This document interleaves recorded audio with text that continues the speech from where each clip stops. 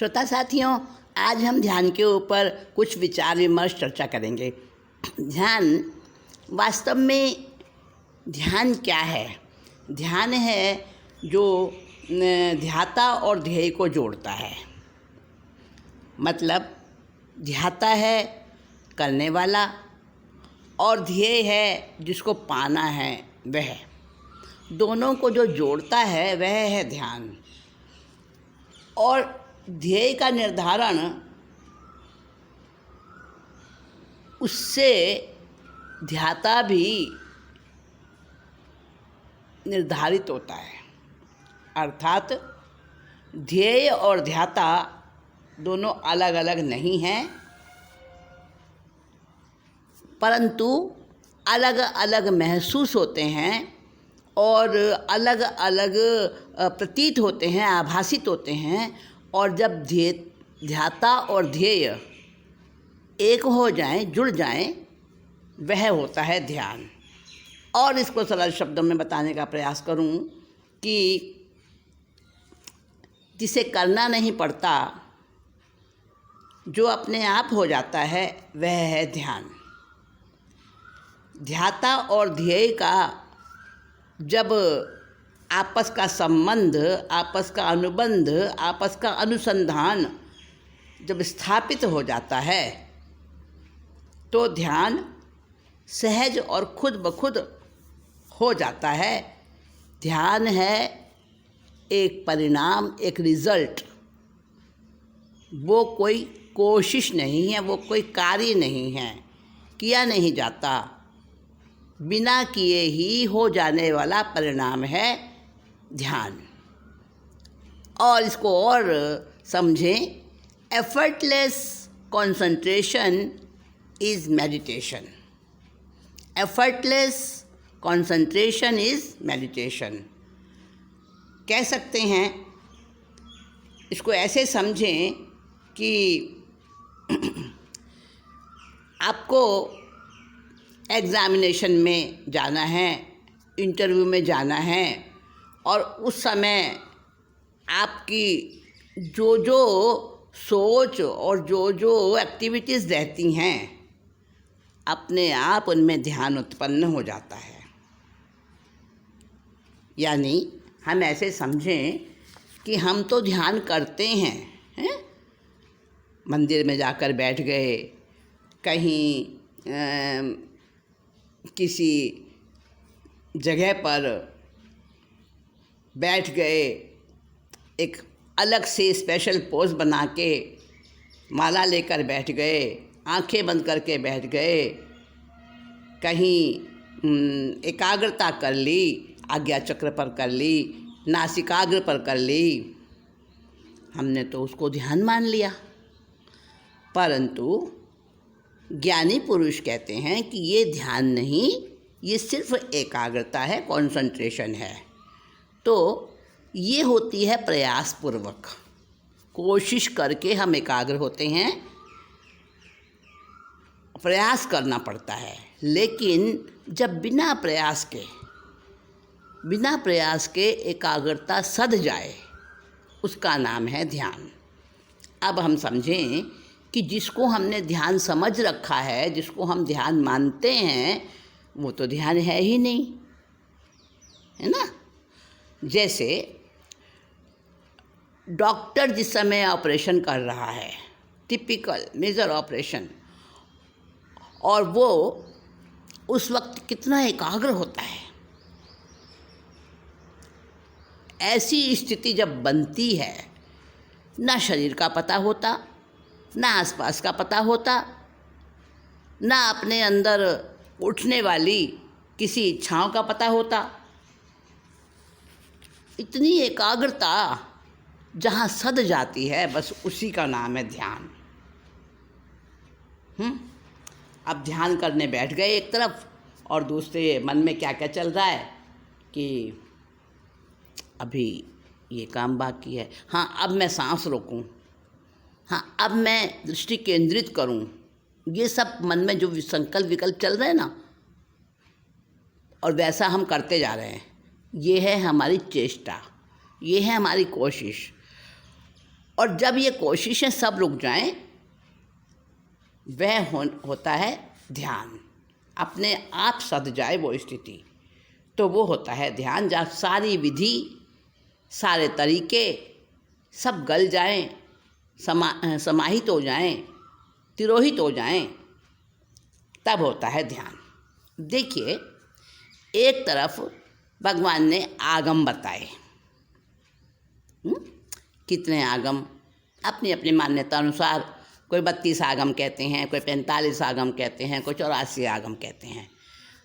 तो आगम बताए प्रभु ने, और उनको पढ़कर ज्ञानी बनता है। जितने वो आगम सारे पढ़े, उसका फल और ध्यान का फल, सही रूप से ध्यान अगर सीख लिया तो दोनों बराबर हैं, समझे। अब हम एक तरफ कहते हैं कि ध्यान के भी प्रकार हैं, आर्त ध्यान, रौद्र ध्यान, धर्म ध्यान और शुक्ल ध्यान। याद है सबको, 4 प्रकार होते हैं ध्यान के। तो होता क्या है कि हम उसमें उलझ जाते हैं। जब हमें इनके परिभाषाएं मिलती हैं, आर्त ध्यान किसे कहते हैं, रौद्र ध्यान किसे कहते हैं, तो वो मिक्सअप सी हो जाती हैं, उसको हम अलग अलग करके समझ नहीं पाते। तो कुछ इस तरह की हम चर्चा कर रहे हैं, शायद वो कुछ सरलता हो जाए समझने में। आर्त ध्यान है जो हम खुद को परेशान करते हैं, हमारी आत्मा के लिए ही जो पीड़ाकारी होता है, वो होता है आर्त ध्यान। समझो, जैसे कि कोई ऐसा व्यक्ति आ जाए जो हमें अच्छा नहीं लगता, तो हमारा मन करेगा ये जाए यहाँ से, और जब तक वो जाता नहीं है तब तक हमारी एक अलग प्रकार की बेचैनी बनी रहती है। अथवा कोई ऐसा व्यक्ति जो हमें बहुत पसंद है और वो आके हमारे साथ में जुड़ जाए, और हमें ये लगे बस ये उठे नहीं, जाए नहीं यहाँ से। और जब तक हमारे अंदर में ये धाराएं चलती रहती हैं चिंतन की, तो परेशान हो रहते हैं अंदर में, जैसे अपने आप से हम हट जाते हैं। उस व्यक्ति में हमारा चिंतन चला गया, और वहाँ हमारा जो है ना जुड़ाव हो गया उसके साथ, चाहे वो अप्रिय वाले में जुड़ा हो, चाहे वो प्रिय व्यक्ति में जुड़ा हो। तो दोनों तरफ हम स्वयं से तो हटे ना, या कोई ऐसी चिंता आ जाए, कुछ नुकसान हो जाए, कुछ चोट लग जाए, और तंग हो जाए हम किसी बात से, चाहे किसी के गलत व्यवहार से, अपनी उपेक्षा से, कोई पारिवारिक सदस्य, नौकर चाकर, पड़ोसी, अफसर, कर्मचारी, अपने बच्चे, परिवार के लोग, सास बहू, देरानी जेठानी, पति पत्नी, और इनमें से कोई अपने अनुकूल ना मिले, है अपने अनुकूल, अपने को खुशी देने वाला, अपने को तसल्ली देने वाला, अपने मनपसंद कार्य करने वाला ना मिले, अपनी मनपसंद नौकरी, बिजनेस उस प्रकार से सेट नहीं हो, और अपनी समझ से जब हमारे अंदर में इन्फीरियरिटी कॉम्प्लेक्स आ जाए, ग्लानि, दुख, पीड़ा उत्पन्न होने लगे, अफसोस का भाव आने लगे, तो उसे समझो वो आर्त ध्यान है। ठीक है, आर्त ध्यान है वो। जब हमें किसी के आगे बढ़ने पर, किसी के तरक्की करने पर, किसी के मान सम्मान होने पर, जब हमें जलन होने लगे, ईर्ष्या उत्पन्न होने लगे कि है तो कुछ नहीं, बुद्धि तो गधे जैसी भी नहीं है, और देखो देखो कैसा आगे बढ़ रहा है, कितना सम्मान मिल रहा है इसे, वहाँ भी क्या है, आर्त ध्यान है।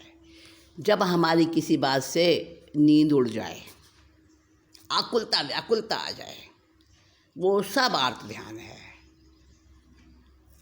और ये तो हुए वर्तमान के कुछ कारण। आर्त ध्यान होता है जब, और भविष्य की चिंता भी, वो भी आर्त ध्यान है। जैसे अमुक कार्य कैसे होगा, एग्ज़ाम आ रहे हैं, मेरा इंटरव्यू आ रहा है, वहाँ कहीं जाना है, ये व्यवस्थाएं करनी होंगी, ठीक समय पर हो जाना चाहिए सब काम। सोच और चिंताएं, ये सब आर्त ध्यान है। और इस आर्त ध्यान का फल है पशु गति, तिर्यंच गति, पशु पक्षियों में जन्म होना। कब? जबकि इस आर्त ध्यान में ही अगर आयु का बंध हो गया तो तिर्यंच गति मिलेगी। ठीक है। अब रौद्र ध्यान क्या है? रौद्र ध्यान है कि अपने सुख के लिए, रौद्र ध्यान को हम रौद्र यानी भयानक, डराने वाला, रौद्र का मतलब होता है भयंकर। तो ऐसा ध्यान कब होता है? जब हम किसी को कष्ट देते हैं, अपने सुख के लिए किसी को सताते हैं, किसी का हक छीनते हैं और खुश होते हैं। जैसे किसी के अधिकार को हड़प लिया, किसी पर क्रोध किया, चाहे वो अपना बच्चा हो, चाहे वो अपने अधीन काम करने वाला कोई सेवक हो, या कोई अपने से छोटा व्यक्ति हो, हैं। तो हमारे जो अधीन लोग होते हैं, जब हम उनके साथ में दुर्व्यवहार करते हैं तो समझो वो हो गया रौद्र ध्यान। किसी का हक छीनना। अब देखा है मैंने, बहुत से पैसे वालों को देखा है कि अपने बच्चे खड़े खड़े हजारों रुपए बिगाड़ देंगे, और ज़रा से सब्जी वाले से, ठेले वाले से, मजदूरी वाले से 2-2 रुपए पर बहस करते हैं, सोचते हैं उसको कम देना पड़े। तो ये हक मारना नहीं है क्या? किसी की मेहनत को अगर हम उसका सही मोल नहीं देते हैं, सही मूल्य नहीं देते हैं, उसका अवमूल्यन कर रहे हैं, तो ये बहुत बड़ा रौद्र ध्यान है, समझ लेना। मन से भी होता है ऐसा सोचना, वो मन से हुआ। वचन से उस प्रकार का बोलना, किसी को सताने का या किसी को तकलीफ़ देने वाला कोई वचन बोलना वाणी का हुआ। और काया से किसी को मार पीट करके, या किसी की हिंसा करके, या किसी के प्राणों का हरण करके, किसी का कुछ भी दुख दे के उसको तिरस्कार करके, वो काया से रौद्र ध्यान हुआ। रौद्र ध्यान जो है ना, भयंकर है। इसको हार्ड कहते हैं, हार्ड मेडिटेशन। अब मेडिटेशन तो है, एकाग्रता वहाँ भी बनती है, ध्यान रखना। हाँ, एकाग्रता वाली बात यहाँ भी लागू होती है, क्योंकि उस समय व्यक्ति, चाहे वो आर्त ध्यान हो चाहे रौद्र ध्यान हो, इतना ज़्यादा सेंट्राइज्ड हो जाता है ना अपने आप में, इतना ज़्यादा कॉन्सेंट्रेट हो जाता है, कई बार पता भी नहीं चलता, और हम वास्तव में एकाग्र हो जाते हैं। तो अलग अलग ट्रिक्स निकालते हैं उन चीज़ों के लिए, वैसा करने के लिए, और ढोंग करते हैं ईमानदारी का, और अंदर में रहती है छल कपट। दूसरों को चंगुल में फंसाएं, ऐसे दांव पेच लगाते रहते हैं, उसको भी रौद्र ध्यान कहेंगे। माप तोल में अगर बेईमानी करते हैं, मिलावट करते हैं, ये सब रौद्र ध्यान है। ठीक है। अपने क्लाइंट के साथ में जो हम होशियारी करते हैं ना, चालाकी करते हैं किसी भी प्रकार से, वो रौद्र ध्यान ही है। यानी जहाँ नियत बिगड़ी और रौद्र ध्यान हुआ। जहाँ हमने अपने समान दूसरे को नहीं समझा, वो रौद्र ध्यान हो गया। तो आर्त ध्यान और रौद्र ध्यान से जो है ना, नरक गति बनती है। अगर रौद्र ध्यान के भावों में आयुष्य बंधन हो गया तो नरक की गति मिलेगी। तो इतना हम जानते हैं कि आर्त और रौद्र ध्यान तिर्यंच और नरक की गति देता है। फिर भी हम करते हैं और उसको ध्यान भी मानते हैं। देखो, अब हम ये ज़रा सा विचार करें, ईमानदारी के साथ अपने आप को अच्छे से परीक्षण करें खुद का, कि जब हम ध्यान करने बैठते हैं ध्यान, एक विशेष पोज बनाकर आंखें बंद करके, तो जब हम ध्यान करने बैठते हैं, क्या उस समय में हमारा आर्त और रौद्र ध्यान तो नहीं चलता है? कहते तो हम यही हैं कि ध्यान में अगर मैंने आर्त ध्यान, रौद्र ध्यान ध्याया हो, धर्म ध्यान, शुक्ल ध्यान ना ध्याया हो तो मिच्छामि दुक्कडम। लेकिन असल में वही होता है, अधिकतर में वही होता है, आर्त और रौद्र ही अंदर में चलता रहता है। अब फिर धर्म ध्यान क्या है? हमारे अपने दुखों का रोना आर्त ध्यान है और दूसरों के लिए दुख उत्पन्न करना रौद्र ध्यान है। बस सीधी सरल परिभाषा है। और जब इन दोनों को रोका जाता है, जो इन दोनों को रोकने वाला चिंतन है, जो इन दोनों को रोकने वाला भाव है, मतलब ना अपने लिए अपनी आत्मा को दुखी करें, खुद को दुखी करें, ना दूसरे को दुखी करें, जब ऐसा समझ में आ जाता है, वह है धर्म ध्यान। आर्त रौद्र दोनों को शांत कर देता है, वो है धर्म ध्यान। और जो इन दोनों को उग्र से उग्र बनाता है, वो ध्यान नहीं है, वो धर्म नहीं है, वो अधर्म है।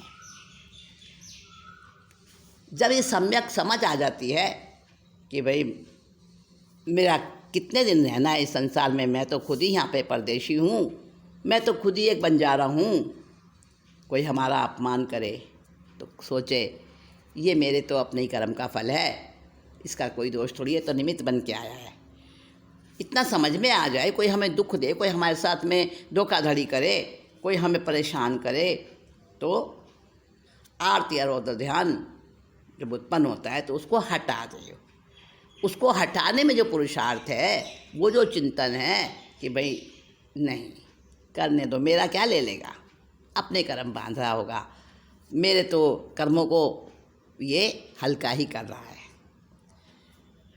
तो इस तरह से जब चिंतन करते हैं कि टोटल रिस्पॉन्सिबिलिटी इज़ माइन, ये मेरे ही कर्म है, ये कुछ नहीं है कोई करने वाला, ना कोई मुझे सुख देने वाला, ना कोई मुझे दुख देने वाला, तो जब इस प्रकार का चिंतन होता है तो वो है धर्म ध्यान। और वैसे ध्यान का फल है देवगति। और जब सिर्फ धर्म ध्यान होता है, दूसरा नहीं होता उसके साथ मिला जुला, वो है देवगति के मतलब देवगति के फल वाला। और जब धर्म ध्यान के साथ आर्त ध्यान भी होता है, धर्म ध्यान और आर्त ध्यान दोनों साथ साथ चल रहे हैं जिस समय, वो मनुष्य गति है, उसको मनुष्य गति प्राप्त होती है। अगर वहाँ कर्म का बंधन हो जाए, वो मनुष्य गति को प्राप्त कराता है। तो ये जो चार ध्यान हैं हमारे, आर्त और रौद्र ध्यान का अभाव होने से जहाँ शुद्ध व्यवहार करते हैं हम, दोनों की उपस्थिति जहाँ पर नहीं रहती है, वहाँ पर अशुभ व्यवहार होता है। जहाँ उपस्थिति रहती है और जहाँ उपस्थिति दोनों ध्यानों की नहीं रहती है, आर्त की रौद्र की, वहाँ पर शुभ व्यवहार होता है। जहाँ आर्त ध्यान रौद्र ध्यान चुभने लगे शूल की तरह से, तो समझो वो हमने अशुभ व्यवहार किया है। और उसको जब हमें समझ आ जाती है कि ये अशुभ व्यवहार हमने किया है, तो फिर उसको समझ आते ही फिर वो रहता नहीं है, वो स्थिति रहती नहीं है, फिर बदलेगी। तो सोचो, आर्त ध्यान होने का ज्ञान कब होता है? कि जब हमारे मन से हम हट जाते हैं, मन का अमन हो जाना, वहाँ पर आर्त ध्यान अपने आप चला जाता है। और धर्म ध्यान आ जाता है जब ये दोनों ही चले जाते हैं, आर्त और रौद्र। अब शुक्ल ध्यान कब आता है? आत्मा का ध्यान, शुद्ध आत्मा का ध्यान, उसको शुक्ल ध्यान कहते हैं। तो शुक्ल ध्यान बहुत मुश्किल है, उसमें ध्याता, ध्येय और ध्यान तीनों ही एक रूप हो जाते हैं, तभी शुद्ध आत्मा का ध्यान होता है। और वहाँ शुक्ल ध्यान उत्पन्न होता है। शुक्ल ध्यान का फल है मोक्ष। मैं शुद्ध आत्मा हूँ, जब ऐसा निरंतर निरंतर निरंतर ऐसा ही रहे। शुक्ल ध्यान में सारा संसार निर्दोष दिखाई देता है, किसी का कोई दोष नहीं। धर्म ध्यान में सामने वाले का दोष दिखता तो है, किंतु उसे निर्दोष मान लेता है, निर्दोष समझता है। भाई उसका क्या दोष है, वो तो निमित्त है, ये तो मेरे कर्मों का उदय था तो मेरे को ऐसा मिल गया। तो ये होता है धर्म ध्यान। और शुक्ल ध्यान में निर्दोष ही दिखता है, उसका जरा सा भी लगता नहीं कि वो उसकी कोई गलती है। गलती अपनी गलती भी नहीं दिखती और दूसरे गलती भी नहीं दिखती। ये दिखता है कि अपने आप व्यवस्थित सब कुछ चल रहा है, मैं तो केवल देखने वाला हूँ। देखूँ इसको ज्ञाता दृष्टा भाव से बस देखता रहूँ, जानता रहूँ, ना मुझे किसी की गलती माननी, ना अपनी माननी, ना दूसरे की माननी। कोई सजेशन नहीं देना, कोई रिमार्क नहीं देना, कोई रिएक्शन नहीं करना। रिएक्शन फ्री जब हो जाता है तो उस समय वो होता है धर्म ध्यान। तो मन वचन काया इनसे कार्य होता है। और जब खुद को कर्ता माने नहीं, खुद को कर्ता माने नहीं, खुद को ज्ञाता और दृष्टा माने, वहाँ से धर्म ध्यान की शुरुआत होती है। और उसके बाद जब ज्ञाता दृष्टापना भी ध्यान के अंदर ही विलीन हो जाता है, तब होता है शुक्ल ध्यान। अब शुक्ल ध्यान के 4 पाए बताए हैं, चरण बताए हैं 4। पहला चरण है कि आत्मा का हल्का सा पता चले, जिसको कहते हैं स्पष्ट नहीं अस्पष्ट वेदन। दूसरे पाए में आत्मा का और स्पष्ट क्लियर पता चलता है। और जब केवली भगवान होते हैं, केवल ज्ञान प्राप्त होता है, तो उनका तीसरे पाए का शुक्र ध्यान है। और फिर चौथे पाए में तो मोक्ष है।